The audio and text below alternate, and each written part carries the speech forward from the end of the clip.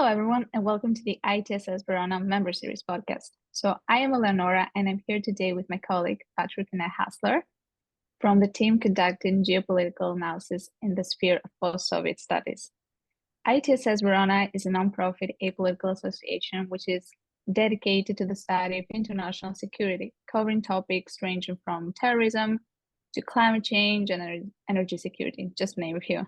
So we are very happy to introduce to you today an expert in the field of international law and international relations, Dr. Marco Bocchese, who holds a PhD in international relations from Northwestern University and is currently a professor in international law and international politics at the Webster Private University of Vienna.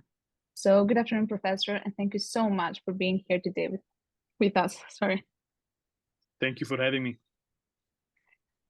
So today, over the next 20 minutes or so, we will be discussing the relationship between international law and the Ukraine-Russia war, as well as the impact the wars had on international relations. So we would like to begin this interview with a question which is related to private paramilitary forces, such as the Wagner Group, which is a Russian paramilitary organization, and the formerly known US Blackwater, which now operates under the name Constellis, if I'm not mistaken. So, Professor, could you please comment on the role that such paramilitary organizations serve and whether any mercenaries of those paramilitary organizations can be prosecuted and convicted under international law? Because, for example, there have been many allegations that the Wagner Group has been heavily involved in capturing the city of Bakhmut in eastern Ukraine. So is there really anything that international law can do about this? So let me tackle the questions in two segments. The first one is what are private military companies for? And the second part is what can international law do on this topic. So the first part is that historically there have always been mercenaries, lending their services to whoever could pay. But with specific regard to the two examples you listed, the Wagner Group with regard to Russia and the Blackwater Group with regard to the United States, the distinction between a private military company and an organ of the state, kind of an extension of US or Russian armed forces, was always there, blurred in some sense. So with regard to the Wagner Group today in Ukraine, most likely the answer is Russia is responsible under international law for whatever violation of international law perpetrated by members of the Wagner Group. But the answer is not so straightforward. For instance, when it comes to international law, we have to look at, first and foremost, the nature of the armed conflict. So the Wagner Group, as you know, is active right now as we speak in the Central African Republic, in Mali. It was and still is, to my knowledge, active in Syria. So is Russia responsible for what the Wagner Group is doing in those countries? The answer is most likely no, because the Wagner Group was invited by those countries to intervene, to take action. For security purposes, of course. So in these case studies, it would be Mali or Central African Republic or Syria eventually responsible for what the members of the Wagner Group commit, including their alleged atrocities. In the case of Ukraine, specifically the ongoing war in Ukraine, we shall then distinguish between before the February 24, 2022 invasion, full-out invasion, and what was happening before, since the annexation of Crimea 9 years ago now. And we can actually argue that before February 24, 2022, the Wagner Group was likely independent or active or acting independently from Moscow. You can always argue. You can also argue in the opposite direction, of course. But certainly what we do know is that the most likely answer to your question is yes, Russia is responsible for what the Wagner Group is doing in Ukraine since the nature of the conflict changed into an international armed conflict, EIC. So that is in this case, the most important factor we shall look at in determining whether or not the Wagner Group is an organ of the Russian state, and as such Russia, as a sovereign country under international law, would respond for any wrongful act committed by the Wagner Group. Okay, thank you very much for that. Thank you very much, Professor. I'd like to continue with our second question of the day. It's about the New START Treaty. Could you please comment on that treaty, which was concluded in 2010 between the US and Russia in relation to the reduction of nuclear arms? How is it that Russia could unilaterally decide to withdraw from the treaty and hard participate? And say that Russia's action was legitimate under international law? I think we have to pay attention to the terms here, because you are absolutely correct. New START is a treaty signed and ratified by the US and the Russian Federation in 2010 under the Obama administration and the Medvedev administration, in what looks now a very distant time in history, when actually the West had high hopes in this formal change of leadership in Russia between Putin, then prime minister, and Medvedev president, nominally president of the Russian Federation. And the fact that actually Russia, as of last week, has not withdrawn but suspended its application of the treaty. So this is a bilateral treaty, which is important to notice in this case, because bilateral treaties are built on reciprocity. The idea is that, especially in this case, this is a disarmament treaty, okay, arms reduction treaty. The idea is that Russia will continue to do so until the US does it too, and vice versa. So why is it important to distinguish between suspension and withdrawal? For, I would say, a rather political, not legal question here. If you withdraw, the deal is off. Makes no sense for the US to be bound by a treaty to which it is the only party, of course. So the treaty would come to an abrupt end, and you would actually trigger a reaction of the US. If the US has reason to believe that Russia is now in the process of actually rearming itself and revamping its nuclear arsenal, most likely you will trigger what is known in international politics as a security dilemma. So perhaps the US could double down and make even more investments in its own nuclear arsenal.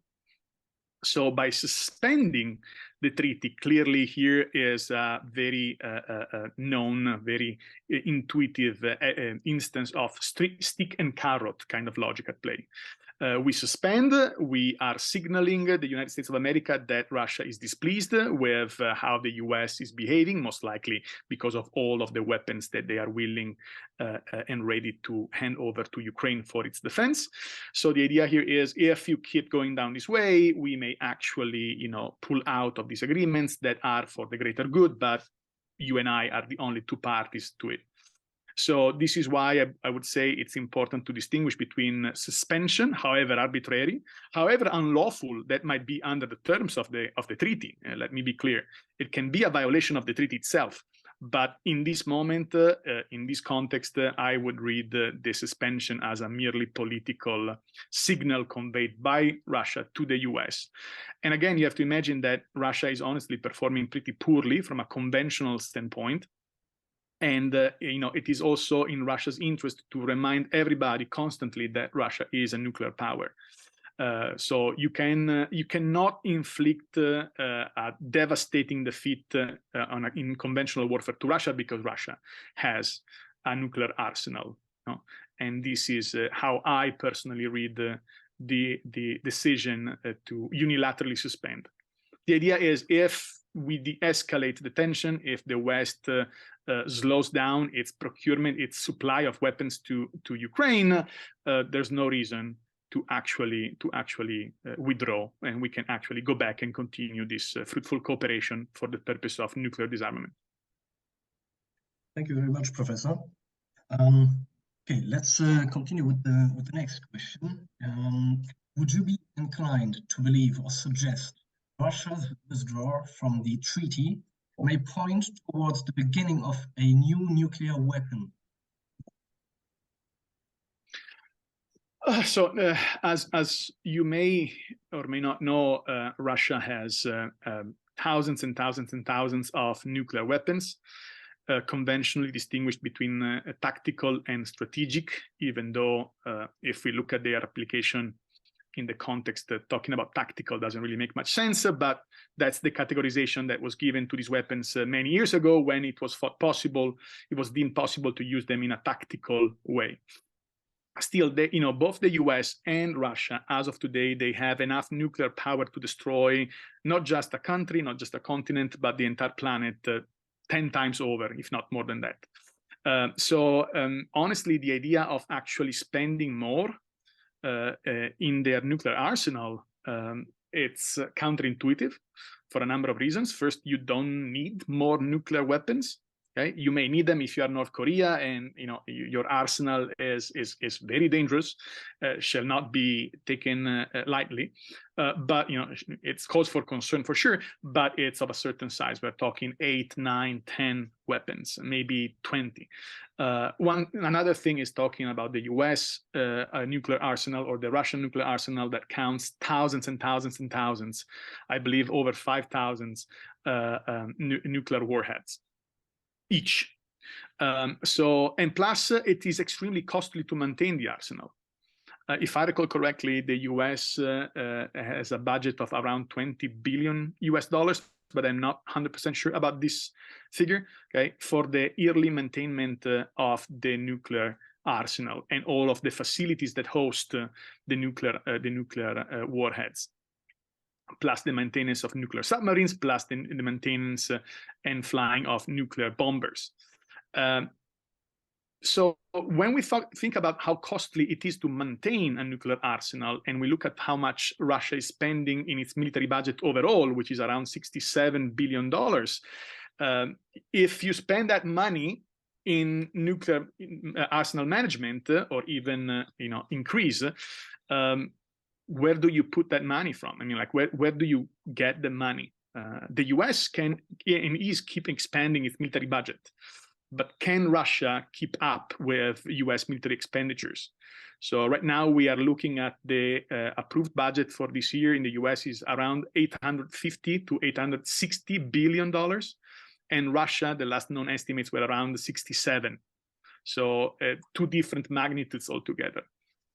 I don't think they are gonna add more, because they have more than enough, and because nuclear power is the ultimate deterrent. But from since Hiroshima and Nagasaki in 1945, have never been used in combat operations.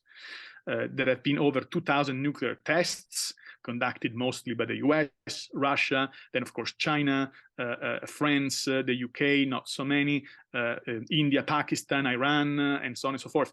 But the use in war is limited to those first and only instances back in 1945.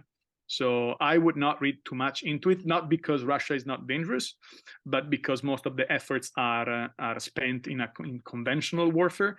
And if you drop a nuclear weapon, you have to be aware of the consequences, not just political, but also military. If you drop a nuclear weapon anywhere in Ukraine, and because of winds, the radiations get into an EU or NATO, actually I would say NATO member country, and poisons people of Poland or Lithuania or any other EU, NATO country, what would happen? Are you willing to take that risk? So even if they decided to go completely unethical, amoral, and illegal and use those weapons, what are the consequences beyond Ukraine? You're absolutely right. Yeah. Thank you very much for that.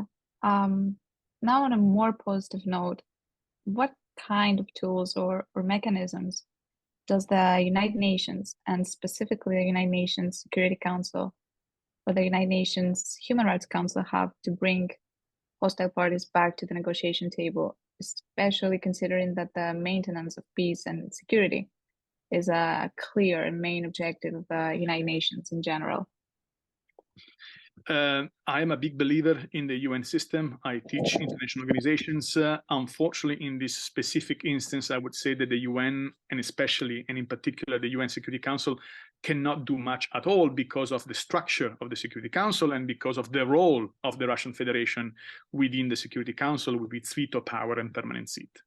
So if we were talking about a country other than Russia, other than the US or China, France or the UK, so any country other than one of the P5s, I would have given you a different answer and much more positive and rosy and inspiring possibly.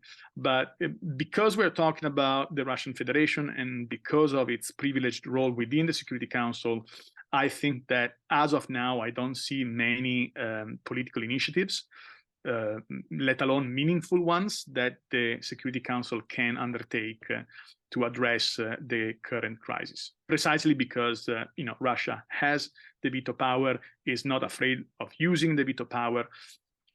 So the only kind of rebuttal to this argument that I am making would be, is there any chance to actually kick Russia out of the Security Council, or even more broadly, kick Russia out of the UN as a whole, as an organization? This is what the Ukrainian ambassador was pitching to the General Assembly and the Security Council in the early days of the invasion. So more or less 1 year ago, the Ukrainian ambassador made this argument based on two different reasons or arguments. Again, apologies for repeating the word argument too many times. The first one was Article 4. We're looking at membership in the UN. And membership in the UN is afforded to, or is open to, all peace-loving countries, stressing the peace-loving here, who are willing and able to undertake and respect the obligations enshrined in the UN Charter. So if we stick to the literal reading of this article, Article 4 of the UN Charter, we can claim that since, at the very least, since last year, since February 24, 2022, Russia is no longer worthy of membership in the UN, because it's not peace-loving and because it's not acting in a manner abidant to the UN Charter, abidant with the UN Charter. So that could be a cause for expulsion of Russia. Truth is, no, to my knowledge, no country has ever been kicked out of the UN. The only and most egregious case that happened in the past was the suspension of apartheid South African membership. Suspension, not expulsion. Because of the apartheid regime. This was an initiative undertaken by the so-called Third World, the G77, a group of African, Latin American, and Asian countries that dominated number-wise the General Assembly. So this is as bad as we got in the past with regard to the UN. And the second argument put forth by the Ukrainian ambassador was that the Russian Federation unlawfully inherited the permanent seat from the Soviet Union. So once again, the idea that the Russian Federation was never the legitimate successor of the Soviet Union. And then it could go either way. No country inheriting the seat, or a country other than Russia inheriting the seat that once was of the Soviet Union. Still, the outcome would be the same. The problem with this line of reasoning is that there was never, honestly, a legal decision-making process at play. It was a political decision to give the permanent seat to the Soviet Union back in the days of the Roosevelt and Truman administrations, when the UN Charter was being drafted. And then it was also a political decision, mostly political decision, vested with legal reasoning, but it was a political decision to keep or to give the seat, which once was of the Soviet Union, to the Russian Federation for the same reason. The idea is to have Russia involved, to give Russia a stake in global governance, and not to basically favor Russia undermining the UN system from outside.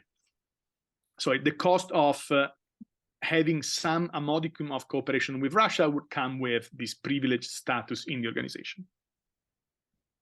Okay, that's very interesting. So yeah, it doesn't look really great, actually. I'm sorry. Yeah. Thank you very much for that. So, Dr. Marco Bocchese, thank you very much again for being with us today and sharing your knowledge and expertise. It was an absolute pleasure talking to you and learning from you, and I hope that we will get this occasion very soon again.